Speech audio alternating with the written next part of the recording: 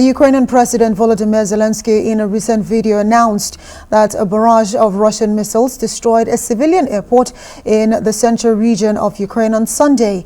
Zelensky took the opportunity to renew his demands that Western powers enforce a no-fly zone over Ukraine to prevent more Russian attacks.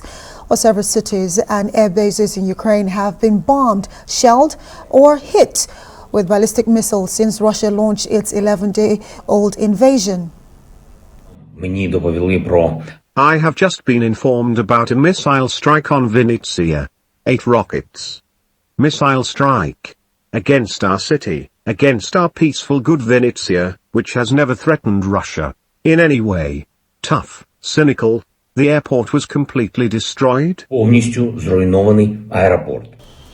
Well, let's now cross over to Poland, where our Rise International correspondent Adefemi Akinsanaya is actually standing by at a border, a place close to the border between Poland and Ukraine. Adefemi, thank you so much for joining us tonight on the program. And of course, I'm sure you've been following all of the reports in terms of those students who are stuck in Sumy. Just yesterday, the Minister of Foreign Affairs said that he had spoken to the Ukrainian counterpart to ensure, the safe evacuation of those students. But what are you hearing on ground in terms of the evacuation of those students who are still stuck in Ukraine?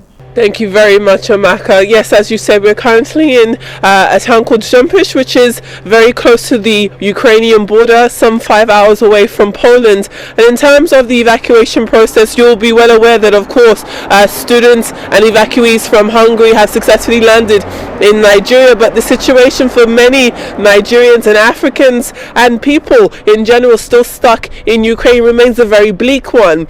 Very little updates have been trickling down to us here in terms of the ratified or confirmed plans of how to evacuate the students who are still currently trapped in areas of Ukraine, including Sumy. I was speaking to one of the siblings of a student trapped in Sumy, and it's a very bleak situation there. Very little electricity for them to use, to have access to running water in order to bathe themselves. They also don't have access to electricity which would allow them to communicate with the outside world. So you can imagine how tense the situation has been in terms of people on the outside wanting to connect with people on the inside. And again, in addition to the evacuation process on the ground, that's another reason why we've come and traveled far closer to the Ukrainian border, so we can have a clearer insight in terms of the refugee crisis at the border, to hear more stories in terms of how people are managing, if at all, to make it to the border and across it. In terms of what we've been hearing about the situation in Sumy, though,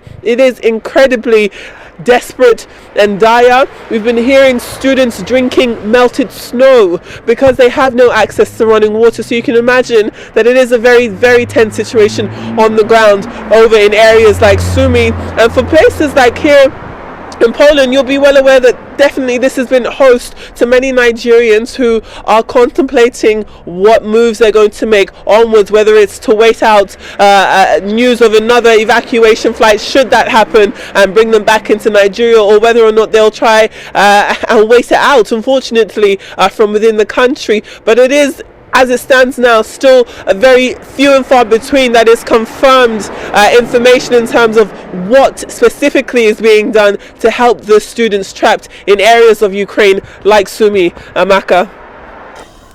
Right, and Femi, well, the border where you are, there have been reports of racism against not just Nigerian students, but generally people of color who are trying to cross from Ukraine into, Poland there.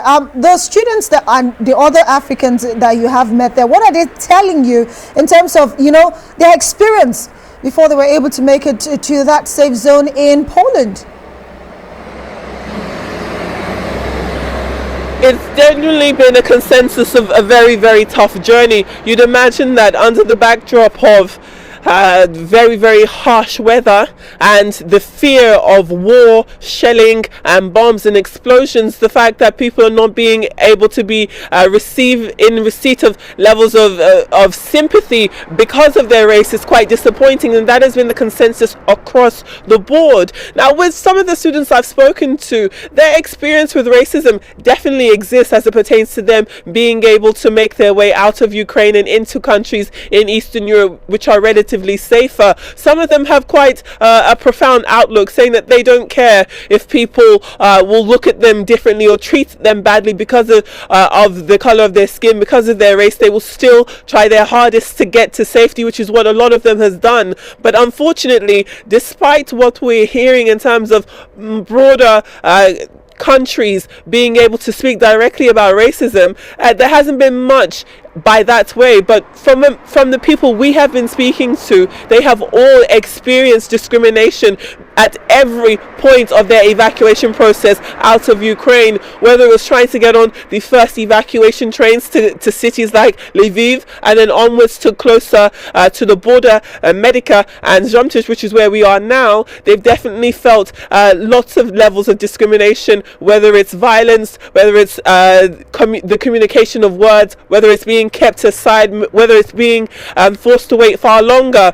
Two of the gentlemen that we spoke to today said that they had to wait for 3 days at the border, at the Poland border, before they were able to cross through. Another thing that we want to make clear, though, is that in terms of the level of hostility or racism students in Nigeria have faced, or Nigerian students have faced once they cross Poland, it's far, it's not as serious as the situation and the racism that they faced while they were still in Ukraine. So if at all there could be a silver lining in terms of reaching safety and getting away from, you know, overt levels of racism, it is that. However, you'll be aware that many students in Poland or in neighbouring Eastern European countries who are from Nigeria, who are opting to stay, believe that they will travel to Germany because they think Germany is far more welcoming of refugees and less likely, they believe that they're less likely to face reports of racism. However, we have been hearing reports that refugees who travelled from Warsaw Central